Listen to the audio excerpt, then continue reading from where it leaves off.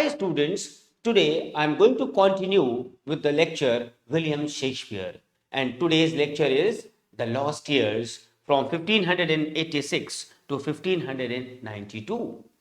And students, there is no documentary record of Shakespeare's activities from the birth of the twins in 1585 until Robert Greene complained about him as an upstart crow in 1592. Biographers have therefore called these the lost years. In fact, my dear students, there is nothing certain known about him from his birth in 1564 until 1592, except that he was married in 1582. He fathered Susanna in 1583. And yes, in the last lecture also I have told you the twins. And who were the twins? Judith and Hamnet, who were born in 1585. And yes, it might be true that they probably attended the Stratford Grammar School. And the lack of the details which we have not been able to get has not stopped the authors from inventing a lot of tales as to how Shakespeare got from Stafford a young husband, having a lot of support to grow his family, to go to London as a man to be known in the field of drama and in the entertainment business, in the theater business, in the stage business. So all these notions basically have some sort of circumstantial evidences, but we can say, or it must be said, that no one actually really knows how it happened, where it happened, and what follows is largely, there is a word which is known as speculation. We only have nothing but speculations. So we can say that in any events, we have seen that Shakespeare was a well-established man in the London theatre by the end of somewhere by 1592. And by this time, he had probably written some of his very famous dramas like the Comedy of Errors. I can even write it down for you. The Comedy of Errors. You can also note it down, students. Then Taming of the Shrew.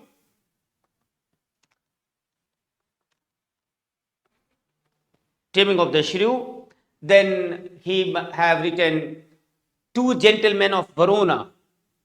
Two Gentlemen of Verona, I am written in short V. Three parts of Henry VI. Three parts of Henry VI, which was not very popular because it was a history play. And Titus Andronicus, and even Richard III. But assigning proper dates to these plays is actually very difficult and it cannot be solved. One thing more, students, that who was the chief rival of Shakespeare? Shakespeare's chief rival among the early Elizabethan dramatists was no other but a great dramatist, that is Christopher Marlowe. Yes, आपने सही समझा, सही पहचाना. Christopher Marlowe, who had by this time murdered in 1593. Fine. And who is known for writing some of the great plays like Tamburlaine,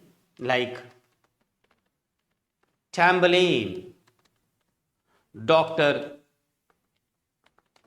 Tamburlaine, Dr. Faustus, The Jew of Malta. So he was a great man. अगर suppose करिए कि Shakespeare भी उसी साल मर जाता, had Shakespeare died in the same year as Marlowe died, his accomplishment would have been thought remarkable, but Marlowe would undoubtedly have been given the precedence as the better of the dramatist by the subsequent critics to come. Fine. So these are the details which I wanted to share with you students. Now,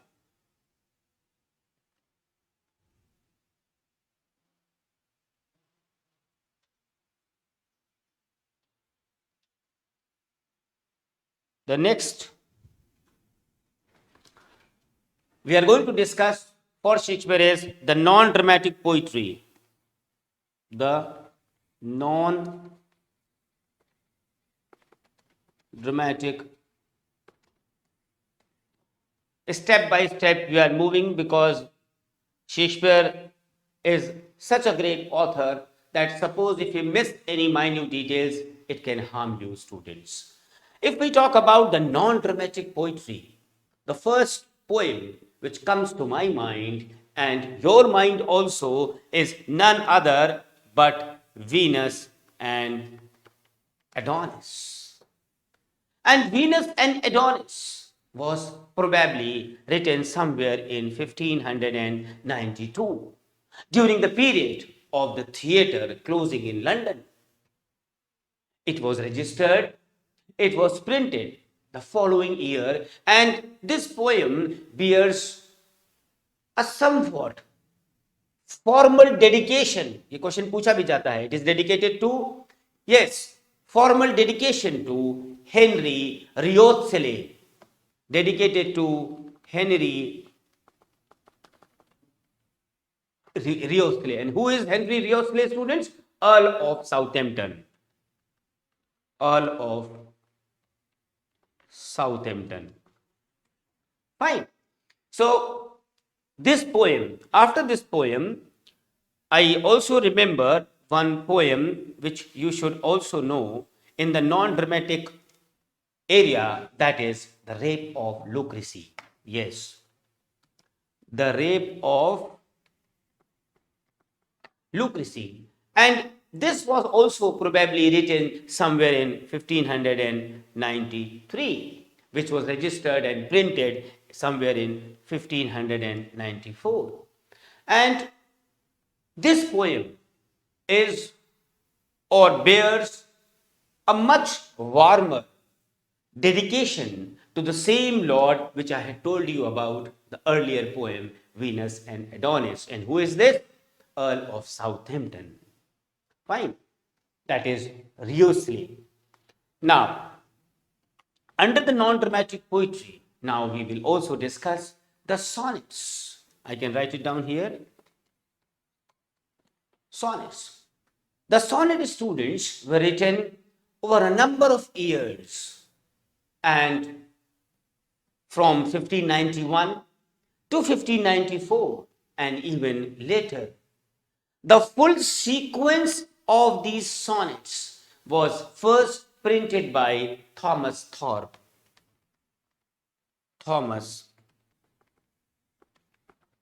And the date is important. And what is the date of Thomas Thorpe printing? That is 1609.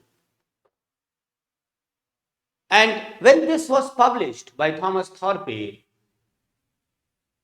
it was published along with a longer poem at the end. And what is the name of that longer poem at the end? The title is A Lover's Complaint. A lover's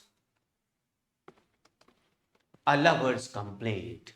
A lover's complaint, my dear students, seems to be a very early poem, somewhere around 1591. But yes, no proper date can be assigned for this composition. So, in 1599,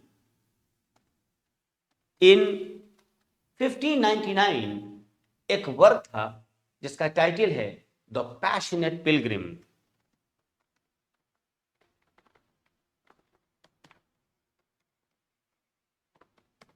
the passionate Pilgrim, and this poem, The Passionate Pilgrim, was attributed to, yes, it was attributed to Shakespeare. And in it, two of the sonnets, sonnet का number भी है मुझे याद है 138 and 144 students. The two sonnets 138 and 144 appeared. जो अलग से poems थी, दूसरी पोएम्स थी, they were not by Shakespeare, appeared in the same volume, but these poems did appear which was written by Shakespeare. Fine. Now we continue with telling you that in 1601, अब हम आगे बढ़ते हैं, 1601 में चलते हैं students. In 1601, a very fine poem titled The Phoenix, पूरा नाम क्या है, and the Turtle. The Phoenix and the Turtle appeared untitled as one of the poetical essays appeared to Robert Chester's Love Martyr or Rosalind Complaint. It was attributed to Shakespeare, and many scholars have accepted it that yes, the attribution to Shakespeare appears to be genuine. And the date of composition again is not known, but it must be a more mature type of a work. Fine. So apart from this, there have been occasional verses which are attributed to Shakespeare, and the best known is his epitaph, which is written in the first person and has proved very popular over the centuries in preserving his mortal remains. And I still remember, students, that few lines of his epitaph. उसमें लिखा है, good friend, for Jesus' sake forbear to dig the dust enclosed here. Blessed be the man that spares these stones, and cursed be thee that moves my bones. Many a times, if you write these lines by when you are writing some questions or even discussing in an interview, you will be giving fair marks. Yes, that you have knowledge of the lines of the epitaph also. So, अगर हम देखें शुरुआत से और कब तक, शुरुआत से लेकर के up to the theatrical career, Shakespeare seems to be associated with several good companies, and the names of certain companies which I have remembered, which I have taught, which I also want you to know as my student, is the Queen's Men. ये सब नाम बता रहे हैं companies के जिनके साथ Shakespeare ने कोलैबोरेट किया या उनके साथ काम किया. The Queen's men, Pembroke's main,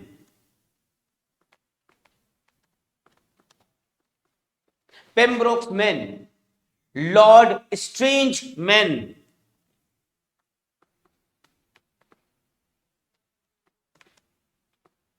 man. हो सकता है कि ये आपने नाम कभी ना सुने हो students. And I would also like to tell you that Shakespeare must have in some sense been sometimes a freelance dramatist who has acted with several companies to get a work environment, and his work in the theater has gone through a long way from 1592, and the theaters in London were closed on account of the plague. And from December 1592 students until December 1593, ये report करता है कि हजारों की संख्या में plague death हुई in the city of approximately 2 lakhs. The theaters were closed to open again briefly during the winter of 1594. 1594 के जाड़े में फिर से खोला गया, but again were closed in February and remained closed until the spring of 1594. And this period of theatre closure played havoc, played chaos with the professional acting companies who were actually forced into the hand-of-mouth existence of touring and reducing their works. So Shakespeare here seems to have preferring in the meantime with having some social connections which he has already made. And in 1593, he dedicated the long narrative poem Venus and Adonis to Henry Roseley, and even the rape of Lucrece. Venus and Adonis became very popular, and it was also reprinted more than any of the other Shakespeare's work up to 1640. And he is known in his lifetime for his poem Venus and Adonis, and he's even played Titus Andronicus. So I feel, students, that Shakespeare's sonnets were a part of passion for sonnet writing, which reached its peak in the mid-90s, provoked by the 1591 publication of Philip Sidney's Astrophil and Stella. अपने peak पे पहुंच गया जब Philip Sidney अपनी Astrophil and Stella लेके आए, which is a anthology, which is a collection of sonnets. Philip Sidney's Astrophil and Stella. And these sonnets were not published until 1609. जब मैंने आपको डेट बताया था थॉमस थॉर्पे वाली, and probably then not by the Shakespeare, but they were likely composed during the Southampton years of 1592 to 1595. Again, we can say that this is not certain, and there are many theories concerning about the dates, concerning about the circumstances of the sonnets, but all these at one place, and regardless of the time and the circumstances of this composition of different poems and sonnets, several of the sonnets of Shakespeare are without doubt among the most perfect pieces of poems ever written